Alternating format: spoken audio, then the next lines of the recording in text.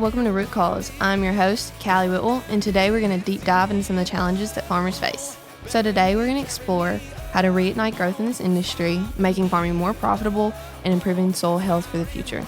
So today, here with me, I have Josh Thurman and Caleb Dinwiddie. Josh is an agronomist, and Caleb is a farmer of 30-something years. Josh, tell me a little more about yourself. Well, I've been crop scouting and working in the ag business for my whole life, either on a farm, dairy farm, tobacco farm, hay farm, row crop farm.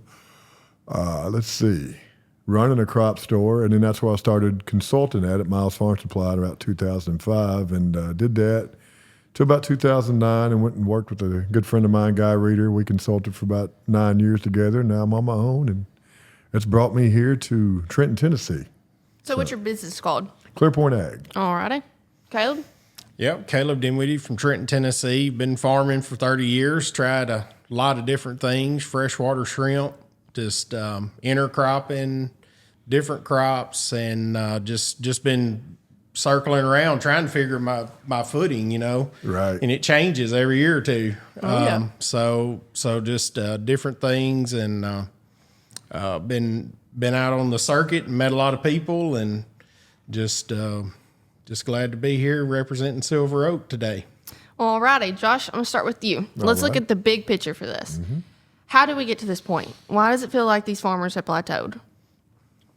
What's a lot to unpack? I guess we should condense that for brevity. So if you look back to like Neolithic man, back, with the BC timestamp on that, we're talking. Scientists somewhere along the line, they looked at charred cereal grains and seeds, and they found the N15 isotope there, which is a stable isotope of nitrogen, the way I understand it.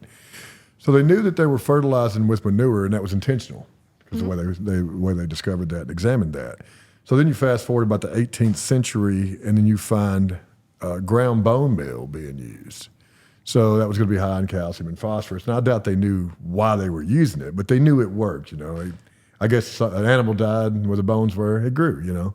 So ground bone meal become all the rave, even so much so that Britain was going around all other countries and pretty much just deplete everyone's supply of it. So that gets us to the 18th century. Then we go to the 19th century where we start making some headway to get us to sort of where we're at now, and that would be the chemical scientist Justus von Liebig. So that's where in college you learn about Liebig's law of the minimum. That's where you get into mineral nutrition. And he hypothesized, and it was, I think it was a visual study. I don't know that it was anything in a lab setting, that plants grew off mineral nutrients and were depleting the ground of their nutrients. Now, why is all that important? Because that establishes the groundwork of the modern fertilizer industry. That gets us to there. So where does it go from there? Then you get your Haber-Bosch process, which is probably save the world from starvation if we want to get down to it there for a while, which is, getting synthesized nitrogen from the N2 gas in the air. And that gets us to World War II, where people started making a lot of nitrogen. Why would you need a lot of nitrogen in World War II? Bombs. Make bombs. Yeah, and what happens after you need a lot of bombs? You need to replenish food source. You got to replenish starving people.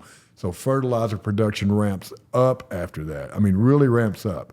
And that's when, that you start seeing a real concerted effort amongst the universities to get into, establishing guidelines and protocols through land-grant universities. And then through, TVA, they got a lot of resources in the fertilizer manufacturing. So Josh, that was back when it come in 100-pound bags, fertilized, and they put it out with the planter in the furrow. Mm-hmm. Just the planter metered out the fertilizer as you were planting each crop. Right. And they just moved it around in 100-pound bags. That's correct. Boy, that's a real step back, isn't it? Yeah. Yeah.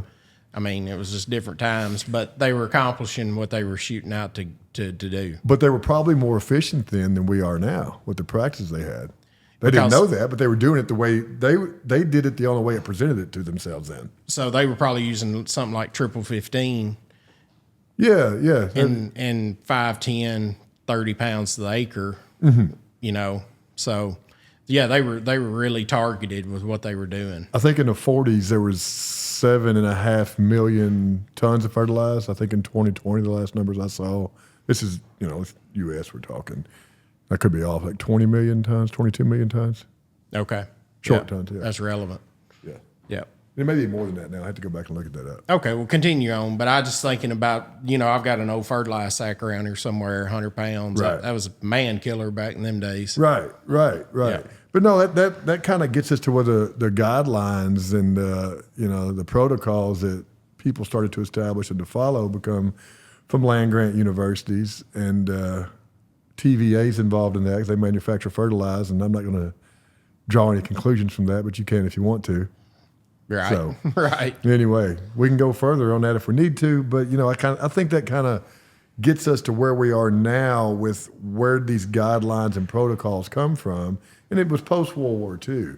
It was replenishing the food source. It was, in my opinion, trying to pivot from munitions factory to what to do with these leftover factories and plants, producing nitrogen.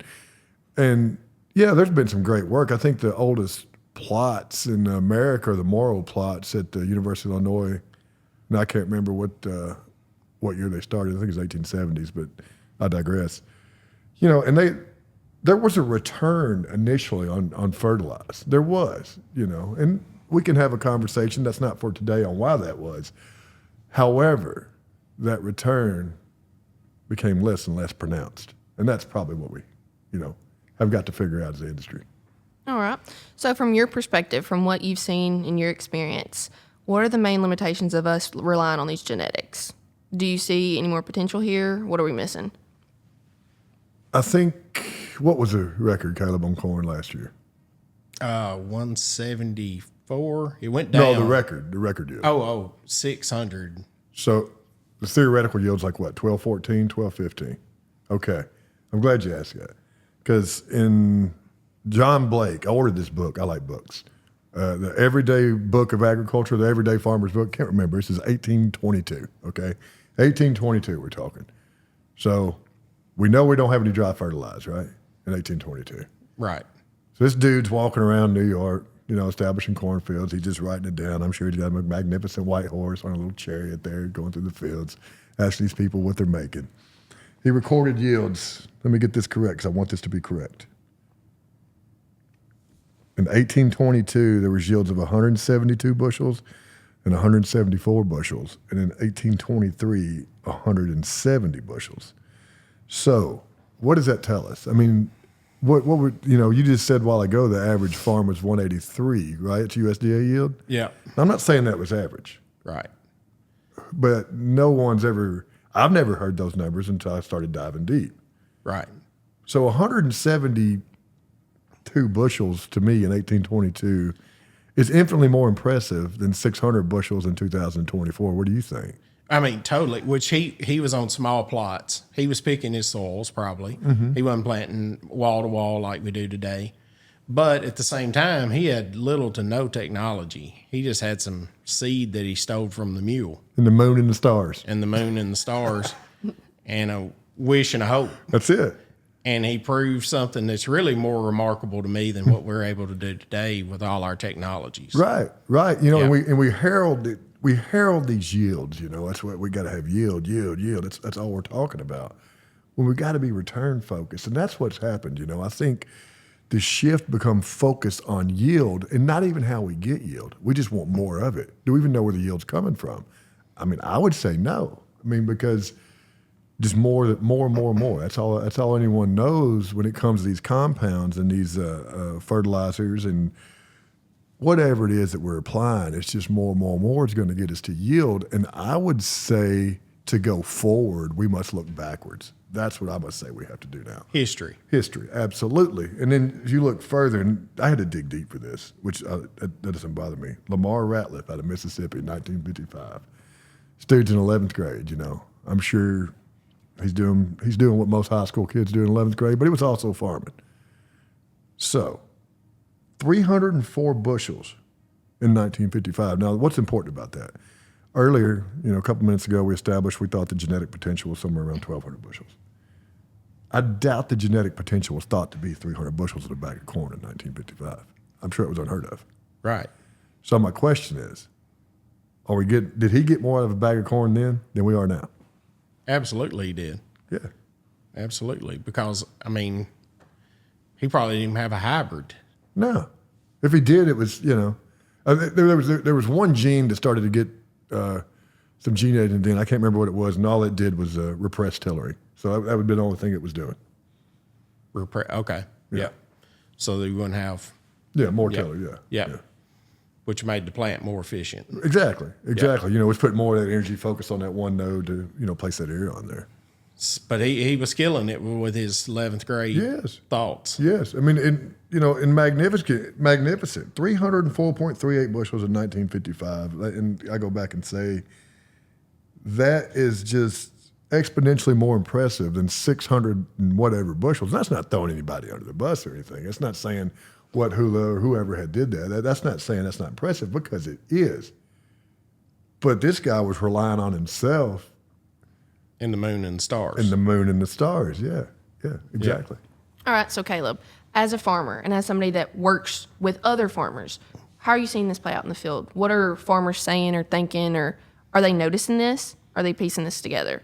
So we're just chasing yield. No, we're not thinking about ROI, because it takes yield to multiply for bushels to break even. So I think, with all our production practices, the cost is going up exponentially, and we're not getting what we need for our efforts and the money that we're spending. We're out here today, a bag of hybrid seed corn loaded up is $300 plus. And yes, we're getting a lot more from that bag, but at the same time, there's a lot of people proving it out, going backwards and using varieties from the late 1990s that are producing the same. And Josh, you got a lot of customers doing that kind of stuff, don't you? Yes, yeah. And we've had to seek those out to make decisions, that we normally wouldn't have had to make. Right. And you're lowering the cost of production and increasing the ROI. Yeah, exactly. And that's what we've got to be, is ROI focused to move this thing forward at all. Totally ROI focused on every decision. What good's 500 bushel acre corn if it costs you every bushel to produce it? Yeah, it's none. Yeah, that's zero. That's a net zero. Yeah. I feel like a lot of people don't piece that together. They see a high yield and think profit. Right. All right, Caleb, on your farm specifically, do you feel like you have plateaued? Yeah, so I was, just doing some research back, and in 1998, on an acre of corn, I was spending about $135 an acre for seed chem fert. And my yield goal was 135 to 150. Today we're spending 3 times that much money, but we're not getting but just incrementally more yield than that, 10, 20% more. And, the yield goes up every year on the whole standard across. But on your own farm, that's what you have to work with. And we're just not seeing the incremental growth there from the production practices to the equipment management, anything. So it kind of seems like to me we're regressing backwards from where we came from. No, I agree with that, and you were probably still applying around the same pounds per acre.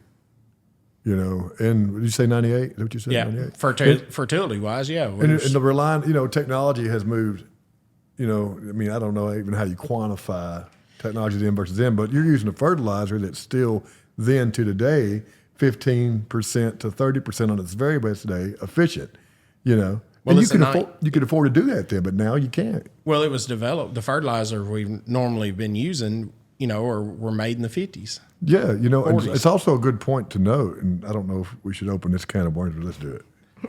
So, I was reading the Bible this morning. I can't remember which one it was, which story. It was out of Acts, but they went to sack a land. They salted the earth. What did Romans do when they wanted to starve somebody out? They salted the earth. Our fertilizer has salt in it, because if not, it's going to essentially be a bomb. So they put the salt in there to negate the effects of the nitrogen in fertilizer. That's why you have a lot of high salt fertilizers. But anyway, that salt that is in our fertilizers is the same thing that they salted the ground with. Now, I'm not sitting here saying we're putting in quantities enough to do that, but I'm also saying we need to take note of what we're doing. We need to understand what those relationships with the compounds and products that we use have with the soil that we're growing, because I guess this will probably lead into some things we need to talk about. Our soil isn't just an anchor to hold this plant, and we treat it as such, We treat it as just this medium that we plant a crop in and go do your thing, throw a little fertilizer on it, and we're going to sit back, pop our knuckles, scratch our back, and hopefully get some rain and have the best year ever. And we have to understand the relationships, whether it be the chemical, the biochemical, the biological, the biophysical, the relationships that we have with the good earth that I believe is a divine construct and the way that it works. We got to understand what we're doing, why we're doing it, and we got to figure out a better way how to do it. Right. And with ROI on our mind the whole way. 100%. Yeah. 100%. But why not focus on your ROI instead of, some big brand? Right. And how do we get there? And so many different paths to do it in there. That's what we hope to find. And who's right or wrong, we don't know. Callie's going to tell us. Callie's got that covered. Oh, yeah, for sure. So. All right, something you just said. Let's hop back to it. Is there any room left for improvement doing what we're doing, using our current methods, or are we going to have to change something? I don't want to throw it all into the pejorative. I mean, there's some great things. Now, what's that word? Pejorative. It's not all bad. Okay. Break it down for us. Yeah. It's not all bad. Because there's been some great leaps and strides. We're feeding America, right? We're feeding the world, I should say, rather. But if you look back, the food we're producing isn't as minerally dense as it once was, And I think the ultimate goal of food years ago, it was, this isn't voodoo or anything like that. It was to produce food as medicine. That's what it is. And we've gotten away from that. But you asked, is there any room? As long as they keep coming out with genetics, we're going to think we're doing a better job. It's that simple. Roundup made bad farmers good farmers. And these better genetics have tricked us into thinking we're doing a better job than we have. I think it's that plain and simple, And I listen, I'm in this business. I farm myself. So that goes for me too. I'm not throwing anybody under the bus here. I'm just saying as a collective, we have to do a better job. And we have to understand that if we want to push this thing, we're under a microscope now. We're under scrutiny, consumerisms, and they have a right to probably know where their food comes from and how it's produced. So knowing that and knowing it's only going to get worse, why wouldn't we want to find a better way? Yeah, we certainly do. Well, I think farmers nowadays, and I'm not throwing anybody on the bus like you said, are stuck in their ways. And if something works for them, they don't want to change it.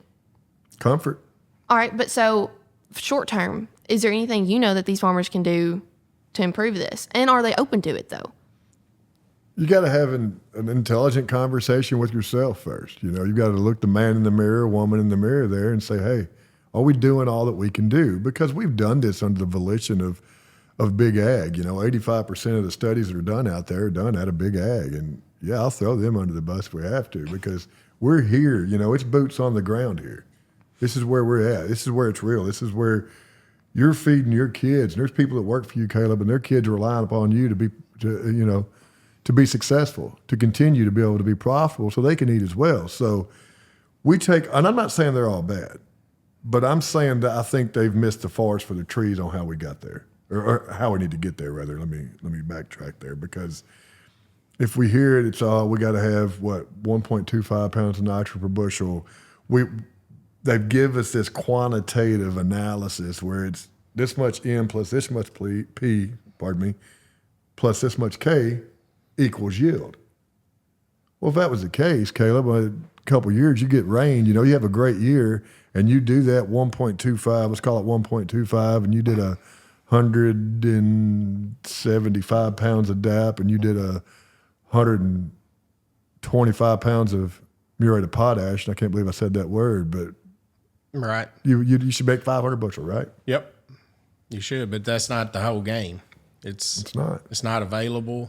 It's something about our plants don't take it up as well, and I guess it gets back to what you've been talking to me about and got me interested in you is we can take soil test. We can do it on grids. We can do zones. We can do removal rates. There's a plethora of 10 million ways to do it, but what's the right way? The one that makes us feel better. When we finally get the test back that made us feel better about what we did, that's the problem. Right. That's the problem, because we have to look at the biological component of this thing. Our soil is a living breathing, and it truly is living and breathing. I mean, it respires. It's a living and breathing organism, and we must treat it as such, and that's what we've gotten away from. That's what we've gotten away from. We've really missed the interaction. You're taught in school that you're going to get, ionic nutrient uptake through 3 methods, which is going to be mass flow, diffusion, or root interception. And we'll save a conversation for another day, but that's not the whole picture of this thing. Now that bodes well for fertilizer industries. The fourth one, it does not. I'm not saying not use fertilizer. That's not what I'm saying. I'm saying a plant has to use food. But let's get back to the question.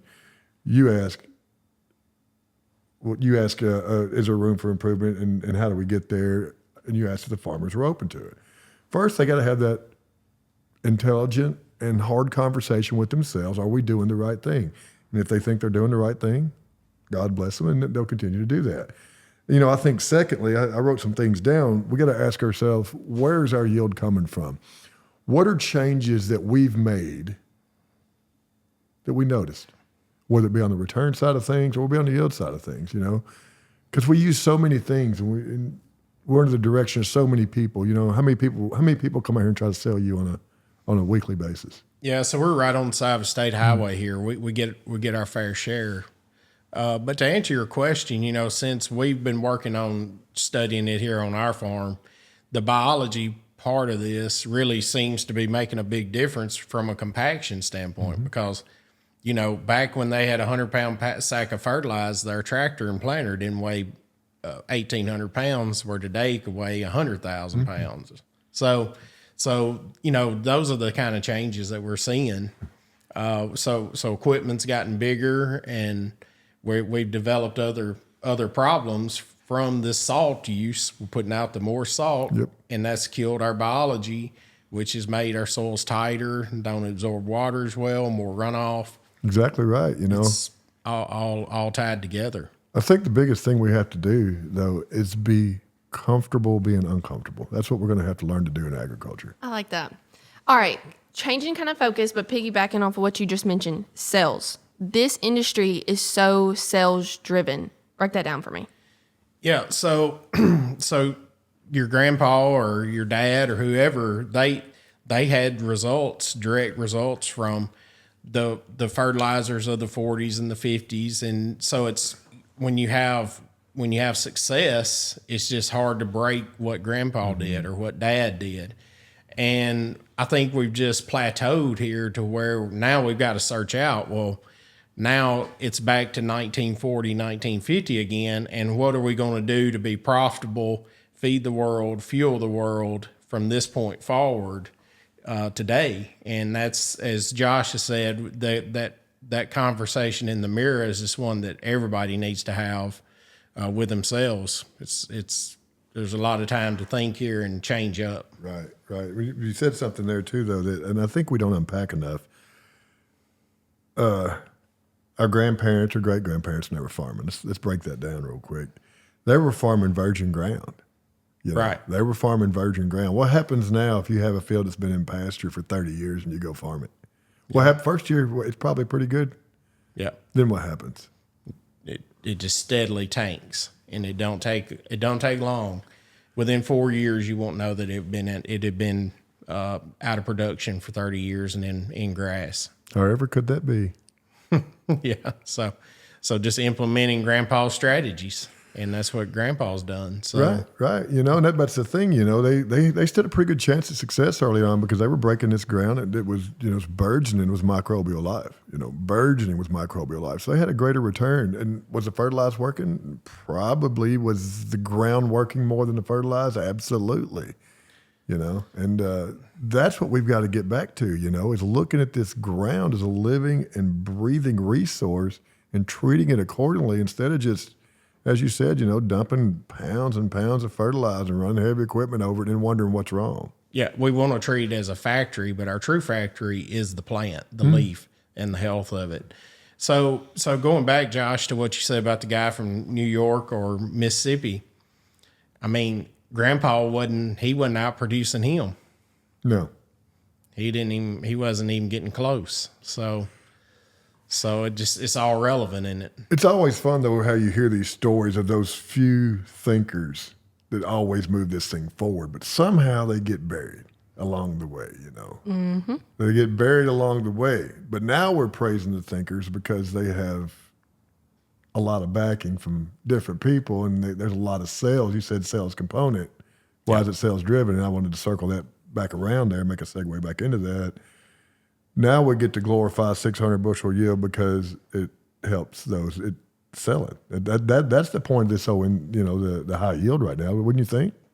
Well, I think those people want us to be profitable because they'll lose their customer base if we're not. But yeah, I mean, it's sales. Yeah. People, move more product. Just like we went wrong after you alluded to earlier. We shouldn't have went for higher yields. We should have went for, instead of 7% more protein corn, we should have went for 12 or 14%. Mm-hmm. Then there'd be less grain bins and less trucks. Right. And, so yes, we really went backwards in a lot of ways, but we are where we are. Yeah, no, we can't ignore a lot of the strides have been made because, there's people eating. There's people alive on the account of agriculture, and thank God for that. I just think we have to stare this thing down the barrel and figure out a better way to do this because we're under a microscope. We're under intense scrutiny. We are, Yep. And the other side of this is we overproduce. That's why our prices are so bad today. There's that. Yeah. And so that's another component of this is how do we get to profitability and how do we sustain it to where we're not on such roller coasters in the ag community. Right. And going back to sales, what you asked, Callie, we trust people we know who have been there through us every step of the way. But why do we trust what they know if it's always the same? You get what I'm saying? I'm not, again, I'm throwing anybody under the bus, but No. I think it comes down to a lot of rhetoric. It comes down to a lot of rhetoric. And if you try to ask people to break down these interactions, I'm not telling you I have all the answers because Lord knows I don't. But if you ask people to break down these things, like always ask that next underlying question, which is sometimes hard to find. But once you get in the habit of doing that, and you start peeling back these layers, it starts revealing a lot of truth about this industry, in my estimation. So just a step back towards the beginning of our conversation. So this leads us up to why we named the podcast Root Cause. So we're trying to go back to what the real cause of our issues are today, and so that feeds right into what we're doing here. It does. Yeah, it does. Let's just hope we can figure something out. Yeah, so we can figure something out. The question is what are we able to do with it? I think we already have figured. You figured out a lot of things. So one thing that led me to when I met Josh Thurman is he's done a lot of thought on this for since 05. Mm-hmm. You've been thinking about this since 05. I have. So I've been thinking about it since 2019. So it's a little different, but anyway, it's still all relevant. It is. It's just crazy to me to think that we can fight off different things with totally different approaches. Mm-hmm. And so it's going to be fun. We're going to figure it out. But there's another correlate there. I'll get off the sales after this. I'm not attacking anybody because everybody has a job to do, and I respect that. As we increase our yields, what also is increasing? Our disease and our plants are increasing, and our insects pressure is increasing. And that's a conversation for a different day, but that's something to put in the back of your brain. Mm-hmm. All right, so you mentioned earlier trusting people we know. Mm-hmm. So our agronomists, our consultants, should we be holding them more accountable? Like not coming for the throats, but... Absolutely. Yeah. Absolutely. If you're a consultant in any capacity, and just pointing a finger at me here, then you better have your nose in the book, and you better be listening. You better be doing some research in some capacity. You better be thinking differently than you had previously. I'm not in the knowing business. I'm in the learning business, and I think that's what we have to do as boots on the ground people in agriculture. We have to be pushing this thing forward. If not, we're relying on what's already been done. We're relying on rhetoric, and I don't know there's any room left for that. There's enough people bad at their job in this world to have one more involved. Right. And so as the farmer here, I got to be willing to do my part and try.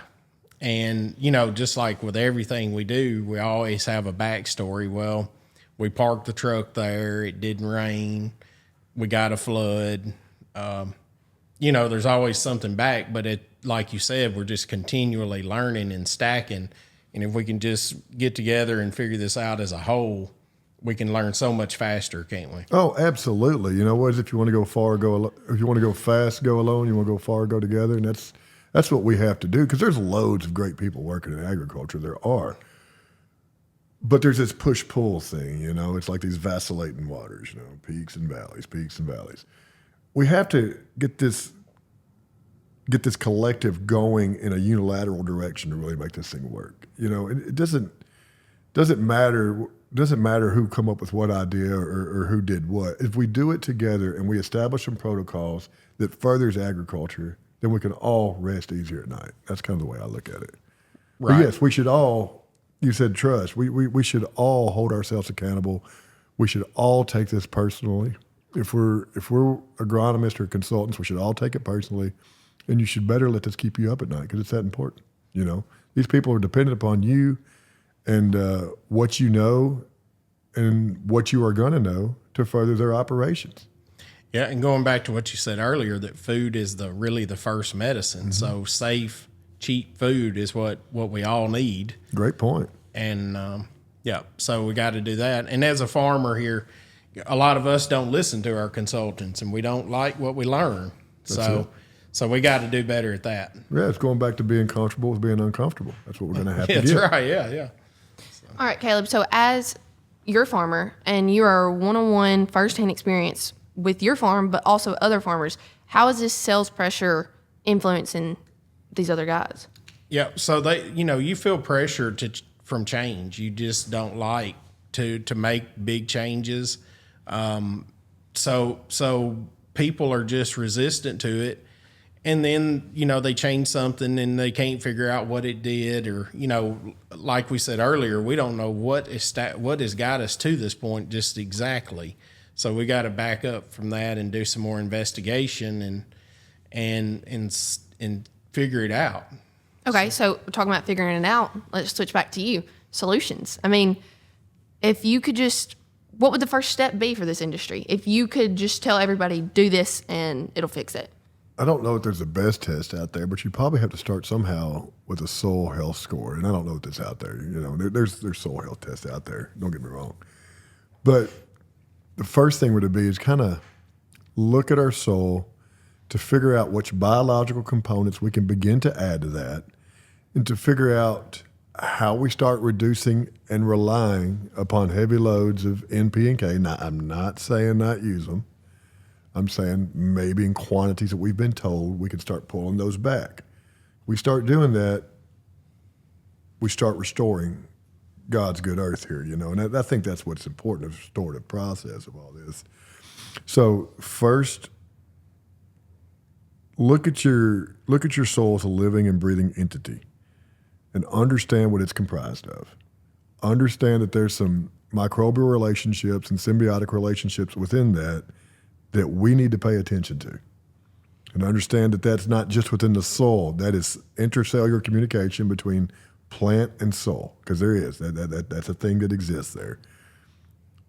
And we start focusing on that, we realize that's probably more biological than just chemical, then we can start making some changes. It's really something to think about. You take the perfect soil, it'll grow a briar, or it'll grow corn, mm-hmm. or it'll grow a rose bush. It's kind of unbiased in what it grows, isn't it? And all those weeds that are growing are there to tell you something. They're all trying to tell you something. They're trying to communicate with us. And I think that's something we've lost in a lot of this is, we're farming more and more acres than we've ever farmed before. As far as on farm, I'm not talking total acreage across the United States. I just mean the average farm. I think we've lost the capacity just out of being in a hurry and workload to go out there and see, feel, and touch, put the five senses to our problems. Go out there and sit and think and be observant. This thing that we do is visual. I think if we do things correctly, we can get this thing to predictive. And that's what we need to be looking at, and that's through some different testing we'll talk about later down the road.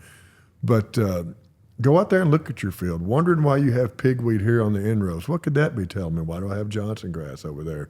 Why do I have this or that? And ask those questions. And then maybe have the thought, if I'm going to use cover crop, well, maybe I should use a cover crop that's that maybe has some resemblance to the natural weed pressures in this field, because then you're starting taking corrective measures. But that's a biological approach. Okay, so in short, your like short and simple, sweet answer is soil health. Yeah, I mean, focus back on the soil. Yeah, I would think so. Yes. Okay, farmer. Are farmers going to listen to that? Are farmers going to take the initiative and focus on their soil? Or are they still going to focus on their yields? So they're going to focus on yield, and they're going to be more focused on ROI. You know, the 2024 crop has been pretty tough here in the Mid-South. I think it's been pretty tough all over because of the drag in commodity prices.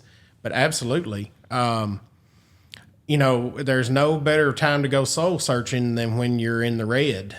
When things are going good and you're making an ROI that you're comfortable with and you're happy with, maybe not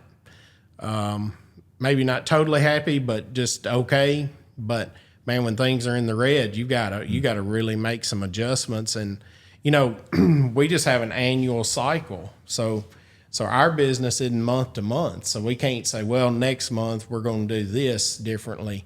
You know, a farmer really, I mean, 30, 40 crops is a lifetime. So where a normal business has a monthly renewal rate, and just say, well, last month this didn't work, but we'll change, and next month this will work.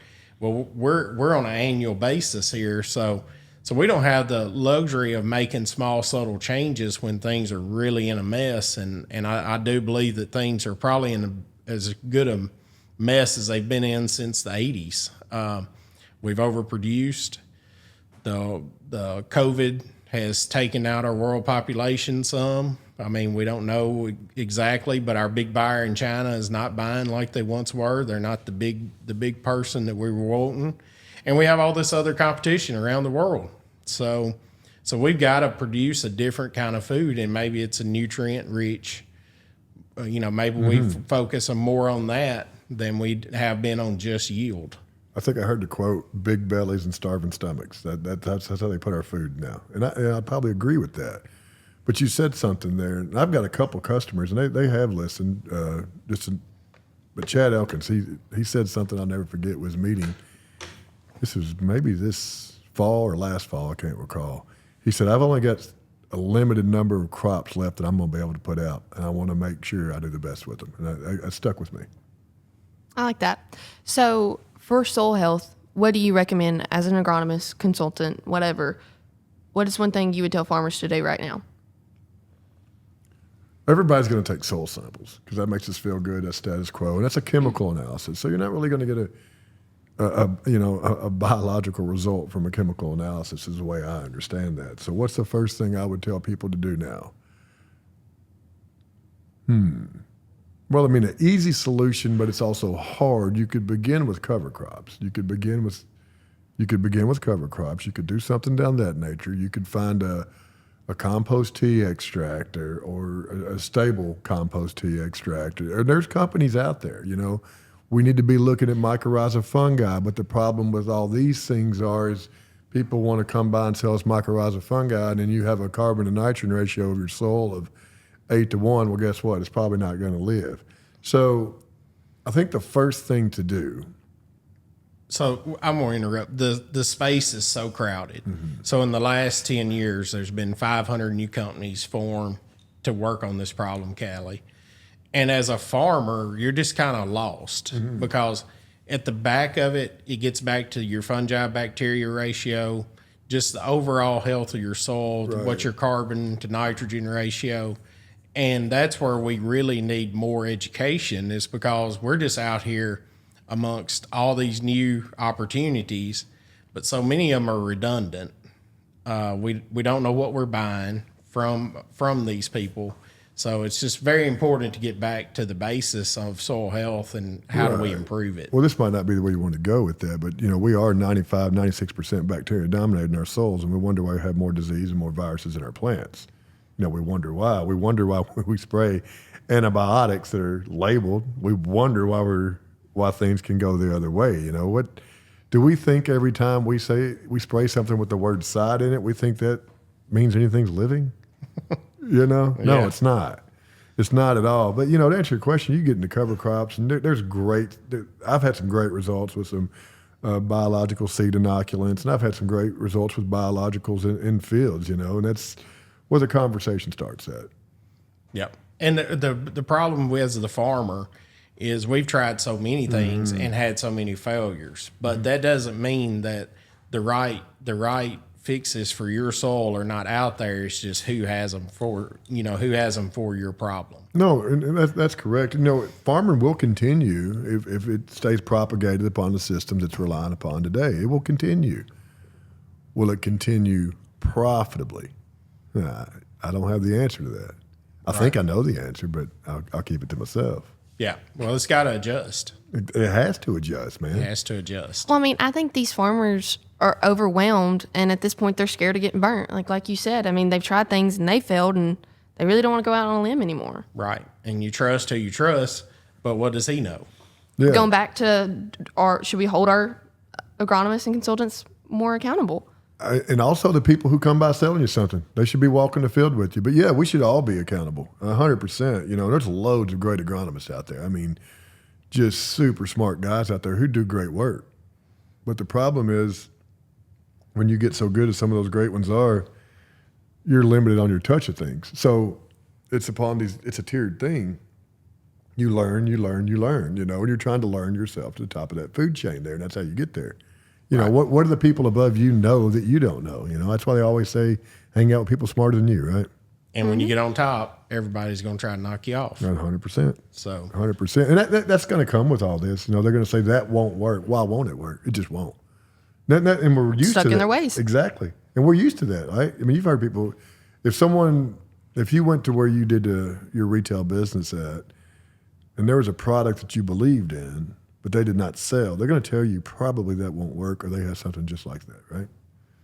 Right. And that's a lot of the problem in this thing, is it's just everybody wants to control that acre when the farmer should be controlling that acre. The farmer should farm under the volition of the farmer, not for anybody above them, They got to be worried about their own ROI and no one else's. Yeah. And everything that would improve soil health is not scalable on today's few thousand acre farm. I mean, there are some things out there that are like not all of us have litter or manure available to us, or endless ready supplies of lime or different things. Gypsum. That's correct.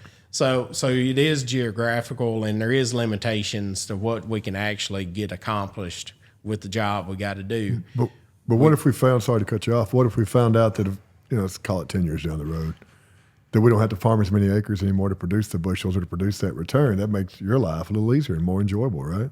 When you're a big farmer over here. Right. Yeah.